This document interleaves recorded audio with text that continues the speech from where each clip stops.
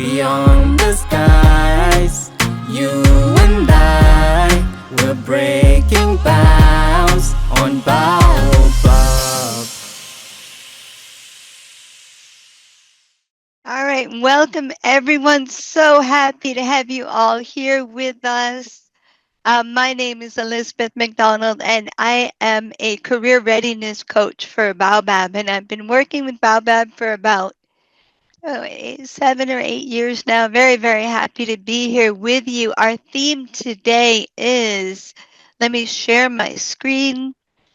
All right, our theme today is ChatGPT writing hacks, resume, cover letters, and grad school. I know it's a really, really uh, it's an important theme because it's one that affects so many of you as you're applying for jobs and applying for graduate schools. So we hope that today's session will answer some questions and concerns that you have. I'd like to first ask a question. How many of you have used ChatGPT or AI to create your resume or graduate school application essay? You can put your answer in chat.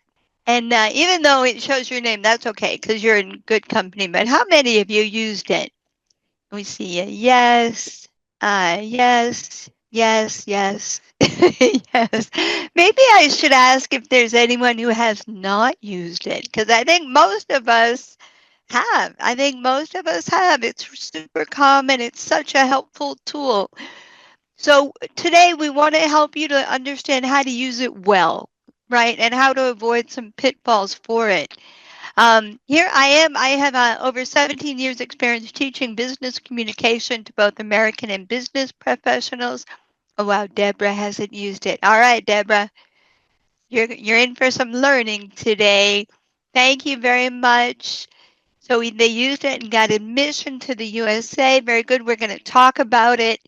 We also have Nkosi. Nkosi, he's a tech enthusiast currently working at ASU as a learning technology fellow, exploring innovative ways to enhance learning in today's rapidly evolving digital age. When not code crunching or seeking ways to make AI more ethical and inclusive, he's singing, and he's actually the voice of our welcome song that we use. So a big welcome to Nkosi. I just learned that today. I was so excited. I love that song. You guys, don't you just love that song? Can you give me a thumbs up if you love that song as much as I do? I just love that song. Here are some group rules. Here are some group rules. Please mute yourself when you're not. Hey, Ramata. Yep, I know. I love it too. Good. Mute yourself, participate, raise your hands, use your chat or emojis. We love the emojis. I know. I love that song. And don't hesitate to ask questions. So you can ask questions during the presentation. You can put them in chat, and you can also ask questions in the Q&A. We're going to have time for Q&A at the end because I know a lot of you probably have questions. All right. Hey, Zainab. Hello. I'm so glad you joined us today. And there's Godwin. Thank you. And Ramata. All right. So question for you. How many people do you think use ChatGPT weekly worldwide? Put a number into chat. How many do you think use ChatGPT weekly? What do you think? What would be your guess? What would be your guess? How many people do you think use it weekly? Thousands, billions, 10 million, millions. There are a lot. There are a lot. Millions, million, million. You guys are right. It is 250 million per week. Just a ton, 20% of the world. I don't know if that's right. That's interesting, Suleiman. 250 million. It is so, so, so prevalent. It's so prevalent. So I want to talk about current trends. Want to talk about current trends with AI. So our first one, 46% of job seekers use ChatGPT to write resumes and or cover letters. And that's as of 2023. I wasn't able to get more current data, but we know that it's probably more than that now. 69% reported a higher response rate when they used ChatGPT, but 11% were denied when ChatGPT use was discovered. So there are some pitfalls we need to be aware of. 1 in 3 employers said that they rejected candidates because their application materials appeared to be written by AI, right? So we have to be careful. But at the same time, 50% of employers said they wouldn't mind AI assisted applications if the content was strong and personalized. So those are some current trends. It's prevalent. It's being used. I want to talk about red flags that signal ChatGPT generated documents. And um, I don't know if I went through the agenda. So we're going to talk about red flags. We're going to talk about, and Kosi is going to jump in and he's going to talk about drawing back the curtain. Like, how does ChatGPT do what he does, what it does? We're going to look at resumes as a tool for reflection. We're going to do a simulation about another approach for writing your resume. We're going to talk about how employers and universities are responding, and we're going to end up with better ways to use AI and ChatGPT. Sound good? Give me a thumbs up if you like my agenda. Give me a thumbs up if you like our agenda. We're excited about sharing this with you. All right. Ready? All right. Red flags. Red flags. Thank you. Red flags that signal the use of ChatGPT. You guys, when we see something that was written with ChatGPT, we can tell in a heartbeat. In a heartbeat. So with resumes, it's very formal language, right? This is example of very formal language. Leverage cross-functional synergies to optimize operational efficiencies. Oh my God, it's such a mouthful. We know that this is ChatGPT. And there are also repetitive use of power words. Repetitive use of power words. Can you put in chat, what do you think are some words that signal like, oh yeah, this person definitely used ChatGPT or AI? What do you think? If you had to guess, put it in chat. What do you think are some words? I just put one up. Leveraged is one of them. What's another word that you think will tell us immediately, like, oh yeah, thank you so much, Eliza. Cutting edge, result oriented. Ah, that one's okay. Resonates, yeah, I think that's kind of formal. I like result oriented, results oriented. What's another one? Leverage. No, intricate's okay. Intricate, sort of okay. I've actually never seen that on a resume. Other ideas? No, collaborated. You have to have collaborated. You guys are the collaborators of the world. Harness, that's a good one, Derek. Any others? All right, let's see. I'm going to share with you. Spearheaded, orchestrated, optimized. Oh, infused. Yeah, that may be it. Catalyzed, executed, pioneered, propelled. Enhanced maybe, but I'd be more likely to say improved, right? You want to have conversational language, good language, but conversational. Good. Another sign that you used AI is vague but impressive sounding claims. Let's look at some examples. Demonstrated exceptional leadership capabilities in dynamic environments. Oh my God, what on earth does that mean? It's so vague. There are no numbers. We don't know how many people. We don't know what kind of environments. We don't know what the capabilities are. Proven track record of success in driving impactful business outcomes. We don't know what the outcomes are. We don't know what they did. It's so vague. It's so vague. Excelled in fostering innovative solutions to complex challenges. Isn't this just ridiculous? Can you give me a thumbs up if you can see why this language is so vague and unimpressive? I know, what does it mean? What does it mean? We don't know what it means, right? And yes, yes, Kondwani, yes, you can have a recording of the meeting. We're gonna put it on Baobab so you can get it. And I'll also upload the PowerPoint so you'll be able to see the PowerPoint when we're done. All right. So graduate school is another place with the graduate school applications where we can tell so much. And some of my colleagues who work at different universities, they say it's really becoming an issue because they can't tell like what it is about that person that makes them qualified or special. So here are the signs. So one, too polished and vague. I have always been deeply passionate about. Oh my God, this program will allow me to achieve my aspirations and contribute meaningfully to the field. I seek to leverage my. Oh my God, what is that? It's so formal. It's so formal, right? Another one is overly formal and robotic. Another one, through my multifaceted experience, I have garnered. Oh, that's why we have intricate. That's where they said you were right, whoever put that in. I've garnered an intricate understanding of the nuances, my unwavering commitment to intellectual rigor. I mean, it just makes you laugh because it's so ridiculous. Too many buzzwords and cliches. Sorry about that one. Here are buzzwords and cliches. Interdisciplinary approach, cutting edge approach, holistic understanding, lifelong passion. All of these are our cliches. And then the last one is going to be perfectly structured. This is a real key. So when we see the beginning of the paragraphs that have these phrases as the beginning, we know it's ChatGPT, right? And it's predictable, it's formulaic. Give me a thumbs up if this is helpful. Right? I'm excited to contribute and grow within this department. Oh my God, it's so formulaic.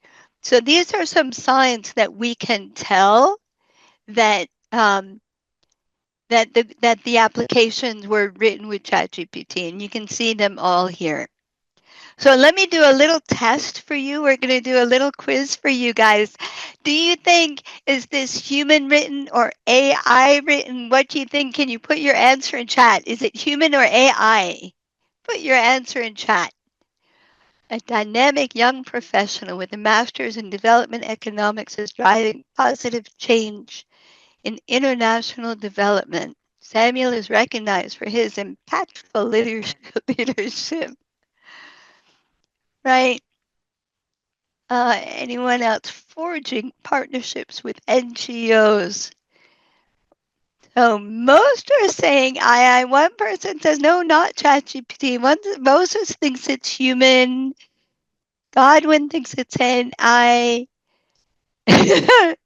Thank you so much. I know I appreciate that, Alicius. I know. Now you got to be aware of these words of like, oh my gosh. All right. And so it's AI. It's ChatGPT. All of these words signal they're too strong, they're too over the top, they're too formal, they're too exaggerated. Right? We don't get the touch of the human message. Thank you very much, Eliza. All right. So those are the red flags. Those are the red flags. I want us to draw back the curtain. Yeah, Amumena, yes. We'll give you the slides after. We're going to put them in the job search marketplace on Baobab.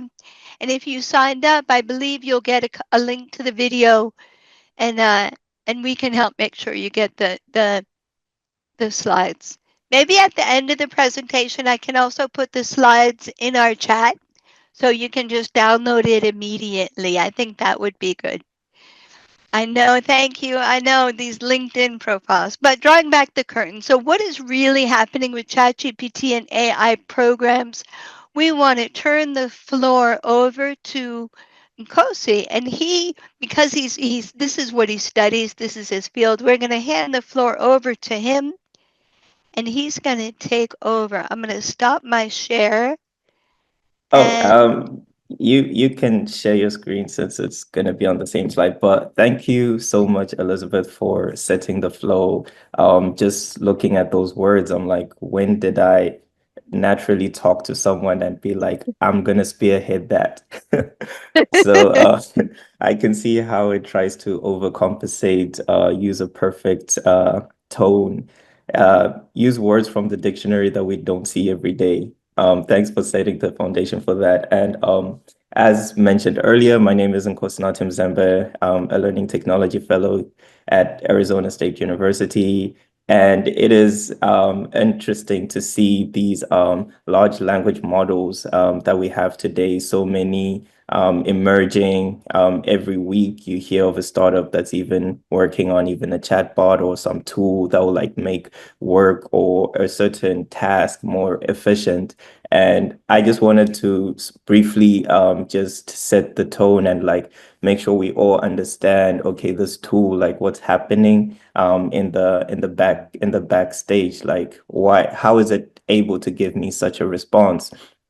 So there are two things I mainly want to talk about. And firstly, it's on how they are trained. So these large language models, as the word itself says, language, they're trained on vast data sets. And as you may have seen the norm, the more data you have, the more accurate or the more knowledgeable it is.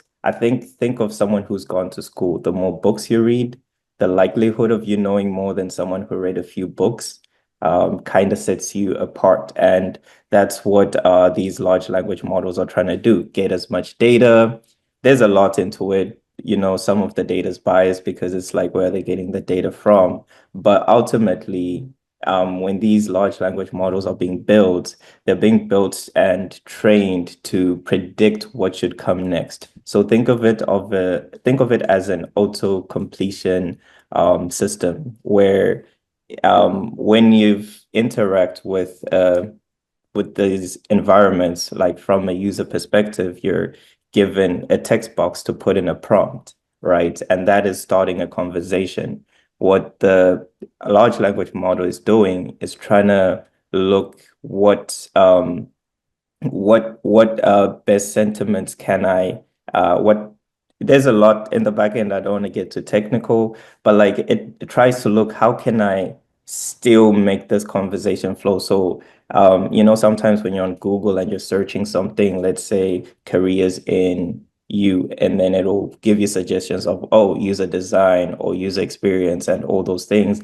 ChatGPT just does a greater job because of like the data sets it's been trained on. And now it tries to say, okay, based off of this prompt, this would best complete this conversation, of which in most sense it does kind of make sense, even though logically it doesn't make sense since it doesn't really have context or understanding of what it is. But because there've been a lot of data that has been trained and that sentiment still applies, it would give you that. So it's always good to like verify, double check, see the accuracy, because there have been instances where I was just poking around and I told it it was wrong. Like, you know, sometimes you'll be like, oh, give me, explain this to me in 5 words. And then it may give you 6 words and you tell it, oh, I said 5 words. And it'll be like, oh, I'm sorry, you're correct. And then every time you like interact with it, you'd realize that like as the user, it kind of reinforces that you're right, even though you could clearly see that it did hallucinate. I'm going to use the word hallucinate a lot. And that's when the model just goes, I won't say haywire, but like tries to make sense of things that don't typically make sense. So that was the first thing I wanted to talk about on like how these large language models have been trained to predict what should come next in the conversation. And secondly, something I wanted to emphasize on is how they lack understanding of meaning, where there's no logical reasoning behind what they produce. The language model doesn't understand the different sentiments as we humans do. When I say enjoyed I enjoyed working with a team that uh, piloted or like deployed the software application. The enjoyment part, the ChatGPT just looks at it as a word. It doesn't see the expression in that. It doesn't understand like what the person went through. It just knows that this is a word that is used and hence doesn't really make sense, or like doesn't do the best job in like making things sound as personal, even though it is a personal experience. And as you can see, like most of the times when you're interacting with these large language models, this is something I just want you guys to think about, but like, have you ever done a Google search and then the results that came up weren't even close to what you're searching? I feel like Google does a better job. You could like put typos and it would still give you what you're looking for, unless you're like very, very far off. And that's the problem with large language models. They weren't built to be they weren't built to be search engines, because on the contrast, you'd find that search engines, when you're looking for something, there's a high chance you're going to find it, like if it's there on the web. And even if you put in something, if you made a typo, if it wasn't accurate, it will give you sources that are closely aligned to that, of which these large language models won't necessarily do that because they don't have that logic reasoning. But they do well when it comes to like things like summarizing, outlining, and brainstorming, which I know Elizabeth is gonna talk more into that. So thank you, Elizabeth, for allowing me to like share a bit about this. I am open to connecting with you further if anyone is interested in learning more about AI. I'm on the Baobab platform, of course, not Tim Sembe, and can't wait to see how we should use it. So Elizabeth, can you take us through that? All right. Thank you so much. That was helpful. Hold on, I got to get my screens back up. There we go. Very good. All right. So it hallucinates, and it's just looking at collocations. It's just looking at collocations. So let's look at, so especially with resumes, but also for, of course, grad school applications, like, like what should your approach be for resumes? People, why do people use ChatGPT? Like, can I have you guys put in chat, why do you use ChatGPT for your resumes? Like, why? Why do you, I know, thank you so much, Kosi. That was really helpful. Why do you use ChatGPT for your resumes? It's easy, it's for the structure, it's fast, it sounds really good, it saves time. Yep, saves time, sounds really good. Good, you can get a good structure, and we'll talk about that also. Helps you to focus on what's important. Let me ask you, have you ever looked back at an old version of your resume and wondered who on earth that person is? Have you ever looked back at an old resume and you're like, what? What what was I thinking? I thought that was good. Have you ever done that? Give me a thumbs up or a yeah in chat. I know I have. I'm like, oh my God, who is that person? Oh my God, right? You're almost embarrassed, like, oh my God, really was I that person? And the reason is that I have a radical belief about resumes. I think resumes, they're a tool for reflection, and they're not about your past, they're about your future. Right? They're about your future. It's a tool for reflection. So, we're going to do a little simulation, you guys.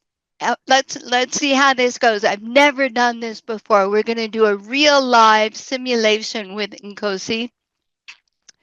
We're going to actually look at part of his resume and talk about it.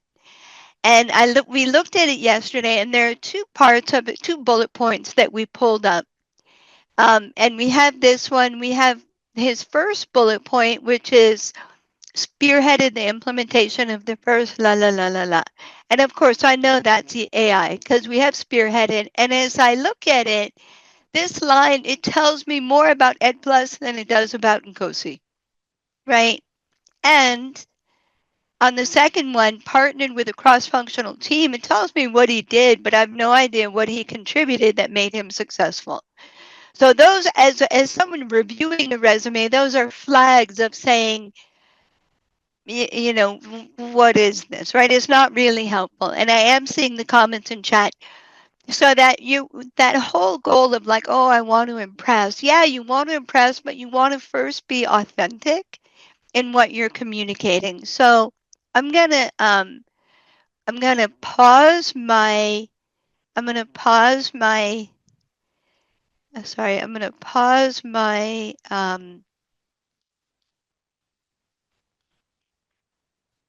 we're gonna pause this, and we have this one. So Kosi, are you there? Is Yes, he there? Elizabeth, I'm Okay. still here. Yes. So we have the spearheaded the implementation of. So let me ask you, Kosi, and you guys in resume coaching, these are common questions that I will ask. So, Kosi, is it something you're really proud of? Yes, this is something I'm really proud of. And because why? Yeah. um, it allowed me to lead see a project from its inception, from the concept, from the idea to like it being used. So I was proud to be the main person on the project, something I can um, point to that I contributed to, and also just having that responsibility on me, that it showed that the team trusted me to like deliver. So this is something I'm super proud of because it's also the first of its kind. I also like how it was meeting a need, and how it this solution exists to serve other outcomes and departments at the university. So this is something I'm very proud of. Fabulous. All right, you guys who are listening, do you see how everything that he said, like that isn't really expressed in that bullet? But these are these are wonderful things we want to convey. And so instead of spearheaded, we're going to say, um, instead of spearheaded, we're going to say, sorry, I looked at this one. So developed and implemented. Did you just implement it or did you develop it? So the learning management system, since it's an open source project, I uh, I led customizing it and branding it towards the institution's brand, and so more in like the configuration and the customization part, and not necessarily building it from scratch. Right? And so taking some of his language, we're saying led the customization and branding of the first ever. And what was the outcome? The outcome was that we had 35 faculty be enrolled and use the learning management system in the pilot phase. So it was good to see that there was an environment that was set up for them to use and take a course on it, and potentially build their own courses in that environment. Okay. So you guys see there's so much more behind this. He and I, we worked a little bit yesterday, and this is what we came up with.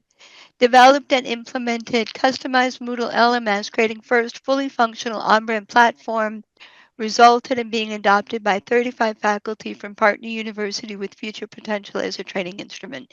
It tells us so much more about Nkosi and what he contributed to it. You guys, can you give me a thumbs up if this makes sense to you, if this little illustration? We're going to do another one. I know. Thank you. Wow, I know. There was so much more to it. Spearheaded didn't quite convey it. We're going to do one more. So we had another one partnered with a cross-functional team to systematically evaluate, test, and train an AI chatbot. Kosi, what do you mean by partnered? So I worked with four other individuals where we were looking to ensure that a chatbot that was built was ready to be used by the platform, by ensuring that it met our community's needs, that it wasn't biased, it was accurate. So that was the part where I came in, uh, seeing that the tool that was developed is ready to be deployed, and that involved testing and evaluating and training the chatbot. Okay. What do you think was your major contribution? My major contribution was working with the different teams. So with the person who worked on developing it, and then I led the QA piece of it, the evaluation part, seeing what ways we could prompt it differently and see how it was failing in some, and also identifying the areas in which it was doing well in order to see whether it is something that can be used right now, or it still needs to be revised before. Okay. So you can see again, everything he just said, there's so much more than what he said partnered, right? And again, here it's almost more about this AI chatbot for the Baobab platform than about Nkosi. And so we revised it saying led 5-person team evaluating and reviewing functionality of IA chatbot. I would change this one a little bit. I would say I would do a result and impact saying contributed to improved accuracy. I would say improved accuracy, reliability, and cultural relevancy. Do you like that, Nkosi? Oh, that's so much better. Right? Can I have a thumbs up? Do you guys see? So sometimes we're scared our CVs will turn out to be long. Oh my God, I'm so glad you shared that in the chat. I find, don't worry about that. First, focus on that reflection piece of what am I really trying to say? What's really important? Like, first, focus on that. And I find if you focus on that first, the length of it always resolves itself. You don't need to worry about. And if you need to work on reducing the length of it, a nice question to ask yourself is what are the things I'm most proud of? And if there are things on your resume that are just tasks and responsibilities that you did that that you aren't necessarily proud of, don't put those on it. It's not about what you did. Our resumes, really, honestly, the people who read your resume, they don't care about what you did. They care about what about you made you successful and how are you going to help them in the future. I hope that's helpful. If I can have a thumbs up from you guys, if that's helpful, that would be awesome. Kosi, any questions? Oh, this was a great exercise. Honestly, it made me reflect more, seeing the roles that I played, understanding that, okay, there was a certain task that was done, or there were certain outcomes that were achieved. The organization or institution was able to benefit, but I would say ChatGPT like forgets that, oh, there's actually Yeah, Nkosi behind all this. yeah, It's yeah, not yeah, just the code or like yeah, yeah. whatever the different tools that like made these things happen. Yep. ChatGPT can't do that reflection for you. It doesn't know who you are. It can't look in the mirror. It can't, right? You're exactly right. I'm a big fan of some of the online tools that help you identify what your strengths are, like the Gallup Strengths Finder. I like the predictive index. Any tools that give you insight into your self-reflection. All right, you guys, let's go on. So, what do you do? How are employers and universities responding? Employers use ChatGPT detectors, and if they find that you use ChatGPT too much and the quality is not good, they're going to throw away your resume. I think what was it? 1 out of 3 resumes are rejected because the employer thought that AI was used. They're placing greater emphasis on the interview. Even like people are even using ChatGPT to answer the interview questions, which is ridiculous. Um, my husband's yeah. Anyway, so greater emphasis on the interview. Universities are requiring greater creativity and originality. A woman I work with, she had students answer a question on video, and if you can believe it, people just put the question in ChatGPT and read the ChatGPT response. And so she had to come up with another prompt to try to get a more creative response, right? And so what can you do, right? Because we know you're going to use it. We know that you're going to use it. So a couple of things. If you have access to mentors and resume coaches through your school, get their help. Right? There's nothing like that one-on-one feedback for people to guide you through what do you mean? What about you made you successful? What does this mean? Right? Um, we know you're going to use it, so be sure to use it wisely. 50, again, remember we said at the beginning, 50% of employers said that they wouldn't mind AI assisted applications if the content was strong and personalized. So what can you use it for? Use it for templates. Many of you said that in the chat, like you use it for how to structure, how to organize, and that's excellent. As an example, I was coaching a woman on how to write a CV for applying for a PhD in education, and ChatGPT gave me a template, which is really nice. So then we can just put her information in. So you can, and I have that link there. When I share the PowerPoint with you, you can see it. So templates are great. Good and garbage in, garbage out.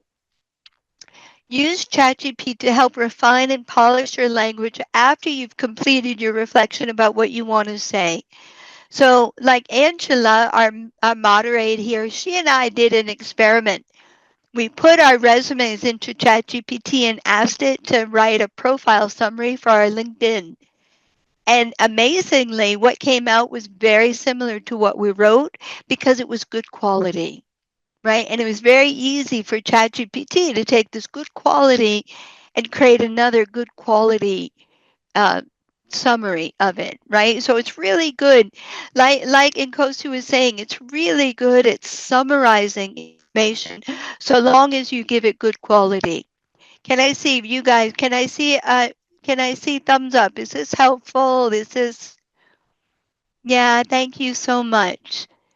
So we've looked at trends, we've looked at signs, red flags that you're using AI improperly. We looked at what it's really doing, the ChatGPT. We've looked at for resumes and graduate school as it's really a tool for reflection for you to think about who you are and where you're going. It's really about your future and not about your past.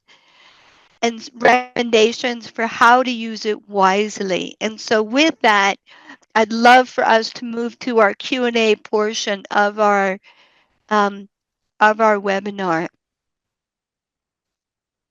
All right. So I'm going to stop sharing my screen. And Kosi and I are going to be here. It'll be Kosi and I. We're here to answer your questions. You guys, we hope that was helpful. And we had a question. We had a question earlier about where was it? Where she said, what did she say? She said, but recruiters are looking for high-sounding language. If it's too high, so and then rule of thumb for communication and business communication, your goal is to communicate. Like number one, your goal is to communicate. And if it's so high sounding that it doesn't communicate anything, then it doesn't help you, right? So you want to err on the side of more conversational language. Does that make sense? I hope so. Good. Um, and then I think we have some other questions. Boy, so we have people who are trying to record and it's giving us messages in the chat that's um, a little challenging for us. So if you have a question, could you please put it in the Q&A because that'll be easier for us to sort through. Okay, and you have a Q&A in the bottom of your screen. Kosi, why don't you read this from Dudu? Dudu's asking, what if you're applying for something where strong command for English language is a requirement? Will casual language make the cut? Okay, it's not casual language, it's conversational. It's different. It's different. So you still want it to be grammatically accurate, well spelled. You don't want to use any texting language like the letter U for you. So we're saying conversational but professional. And you can do that. So you can give a prompt into ChatGPT saying here's my draft of my cover letters per se. Can you make this sound more conversational but professional? And it'll make any adjustments that it sees. So that's a good clue, asking it to be conversational but professional. Good. Kosi, next, if you can share the next question. Good There one for you. was A question, how do you balance between the need for strong verbs that ATS systems focus on versus conveying your contributions? That was by Samuel. I know that's a really good question. Um, so ATS is the applicant tracking systems, and they're looking for that your resume matches certain key skills that they're looking for in the position. Um, oh my gosh. And so you guys, I'm going to get on my high horse again. If you're a good fit for the role, you're not going to have to if you're a good fit, you're going to be a good fit. You don't have to fit this artificial applicant tracking system. If you're a good fit, you're a good fit. If you're not a fit, you're not a fit. So I would focus more first on seeing if you're a good fit for the role than trying to force yourself to fit some artificial ATS tracking system. Does that help? I find just people waste so much time trying to fit a round peg into a square hole or a square peg into a round hole instead of recognizing and honoring the skills and the gifts they have to find the position that's a good fit for what they're looking for. That's why that reflection piece I think is so important. But it's a good question. And Kosi, next one you get to share. For now, I think these are the only Oh, questions I was seeing in the chat. oh no, we have another one in the Q&A part from Oh, Michael in the queue. Ikeji in the Q&A. He says most of us who are transitioning to tech usually love using those power words.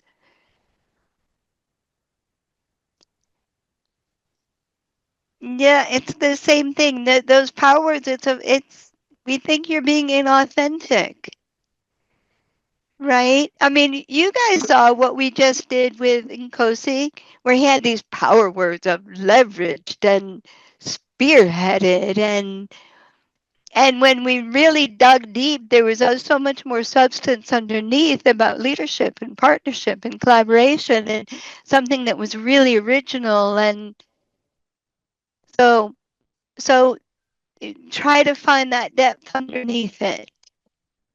The next one, do you see the question from Yes. Aisha? There's Yeah, Aisha. Aisha Hi, is Aisha Nalamansi. yeah, Aisha is asking, what if you provide AI with data and make sure you give a better prompt and also ask it to personalize and doesn't change the meaning? Try it. Try it and see what happens. Right? I mean, that's the thinking you want to, and then when it comes out, analyze it. Think, boy, is that what I want it to say? But the important part, Aisha, is that you've done that reflection piece so that you can evaluate if the if the response is hallucinating, like Nkosi said, right? If it's just hallucinating, if it's just making something up, or if you think it really does reflect you and what you bring. All right, Kosi, can you read the next one? Oh, We have another question from Sus Peter. I used my original language to translate into English language through ChatGPT. Am I right? I'm assuming the person is talking about a scenario where they probably wrote their CV in, let me say, French, and then used ChatGPT because it was an English application. They're asking if that's okay to do that. hmm. Wow. Um, boy, the the translations. Uh, I- I'd be I'd be really careful. I mean, because if you're applying for something where the operating language will be English, they want to see how good your English is. And if your English isn't good enough to write the the application essay or the resume, then maybe you shouldn't be applying for that role. And again, it just comes down to, yeah, you can try it, but then you have to have the language skills to evaluate what ChatGPT gives you to see if it's acceptable or not, right? I agree. Yeah. Yeah. Uh, I hope they find that helpful. I think I also have a problem like with even just general translation, like putting AI aside, where I would go to someone who actually speaks the language and they'll be like, yeah, Google Translate didn't really translate it the way it's Yeah. supposed to be. Yep. So Yep. there, yeah, you do lose information in translation. Yeah. Yep. We have another question from Ofo Suhema. She says, "Thank you, Elizabeth. How do you show measurable impact in your CV? I have heard others saying showing percentages puts you ahead."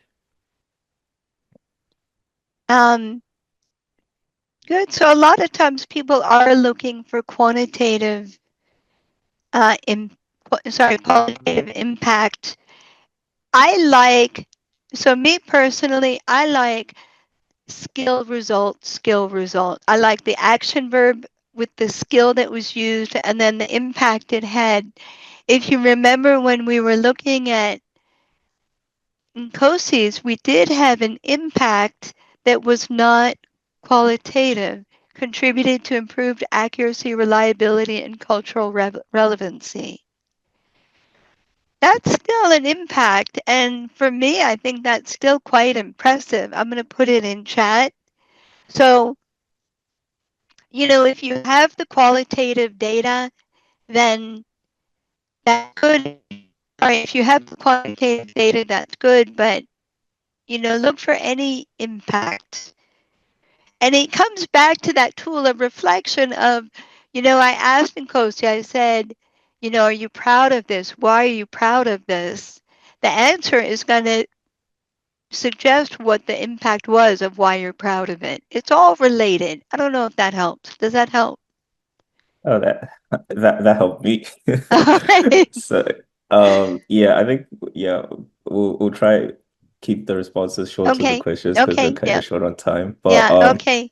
Mujiza is asking, what if it's prohibited to use AI in the application? Oh, then don't use it. Absolutely. Don't. Don't think you can fool the people. Don't think you can fool the people reading it. We can tell. You have no idea how easy it is for us to tell.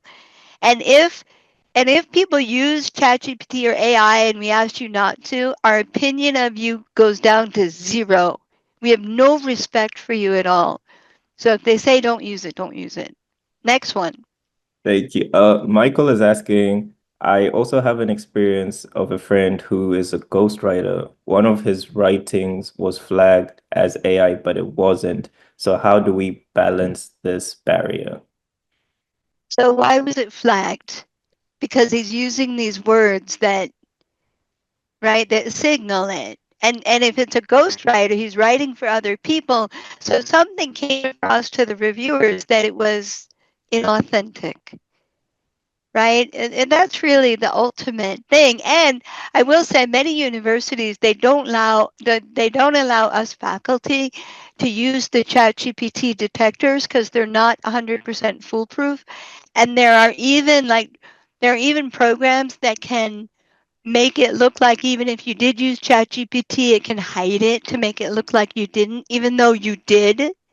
So it doesn't matter. If you have a ghostwriter, that means you're not writing it, and they had every right to flag it as being AI.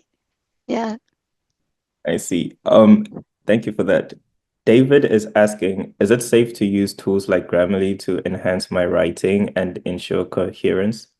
Cautiously, very Mm, cautiously. I know people use Grammarly, and I don't like overuse of Grammarly, and I know I I used to think, oh yeah, Grammarly's fine. It's just doing this and this check. But I find that Grammarly, in my opinion, as AI has evolved, Grammarly is getting more and more aggressive at the edits that it's and revisions it's suggesting, and I don't like it. Use it very carefully.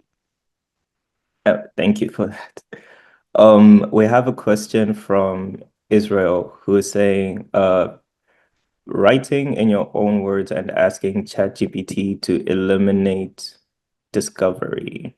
Oh, We will can tell. eliminate discovery. We can tell. Doesn't matter. We can tell.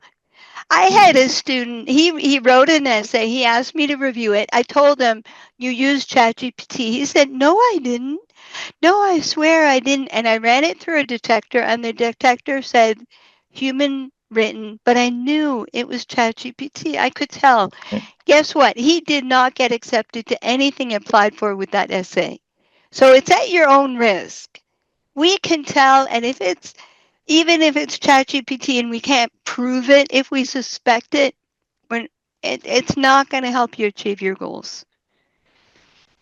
This is so amazing. I love the questions. People are like really asking the right questions, and I believe a lot of people on the chat are also like benefiting. I'm taking notes. Yeah, we have a David. Okay, David, yes, we'll share the recording and the Yeah. slides. Michael is asking, I have this part as a point in my CV, diagnosed equipment malfunctions and implemented corrective actions, reducing downtime by 15%, and executed planned maintenance schedules to improve equipment reliability and efficiency by 20%. I think they're asking if this at the onlook looks AI generated or if it's something that does seem personal, like a personal reflection of what I they're. think that's so when we look at the whole thing, we look at the tone in the whole resume. I would have to see if this looks similar to what else is shared. It's hard to say with just one. And when I worked with Encosi, it was because I saw the whole resume and I was able to pull out. So you tell me. You tell me, was it AI generated or not?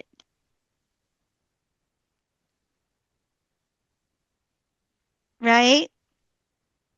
I mean, if it's authentic and you wrote it, then that's good. If it was AI generated, then you got to revise it, right? Yeah, I think from the Q&A uh feature or like tool, this is the last question, and Omolade is okay. Firstly, they're saying thank you. And then they liked the session. It was sweet, direct, and impactful. We're glad, we're honored. Holding someone's chopping onions, I think. They have they have two questions. They're like, for instance, I would usually write an application with I am deeply passionate about, even before ChatGPT came out. How do I balance the way I would naturally speak and a recruiter thinking I use ChatGPT? I've had friends complain about this as well. That was the first part of the question. The second part was I write my articles from scratch and then ask ChatGPT to make it more conversational. Unfortunately, if I put the chat edited version into an AI tool, it comes up as 100% AI written. How do I work Absolutely. around this? No, it's 100% AI written. You're cheating. Mm. You're cheating. It says AI written. Don't do that. Just don't do it. Learn how to make the revisions yourself, right? And you're doing too much. It shouldn't be the whole thing. It should be one part where you're like, wait a minute, I'm not sure. That's what we do. Like, if it shouldn't be the whole thing. And for the resume, it should be if there's like one phrase, you're like, how do I word this? Like, as an example. I mean, I gave Kosi this example. There's another woman I've worked with. She's really good at working with subject matter experts and guiding them of how to contribute without sounding patronizing. And like there's a whole thing, and I didn't know how to say it. So I put it in ChatGPT and said, how would this sound in a resume? And within COSI, we kind of came up with a thing. And then we said, okay, generally, this is what we're looking for. And then it came up with it. So you want to make smaller bits. You want to put smaller bits of language into ChatGPT to get their revisions for that. You'll get better results and it won't trigger AI detectors, right? Thank Um, you very much, Elizabeth. I think we'll yeah, take the last question. And this one, I guess, has to do with using ChatGPT to like help with like probably creating a template or an outline, which it does really well in. And Promise in the chat is asking if you provide your information to ChatGPT and it helps structure your information, won't an AI detector catch that? By structure, I'm not sure if it's like the layout or if it's like yeah. within the bullet point they're trying to present. Um,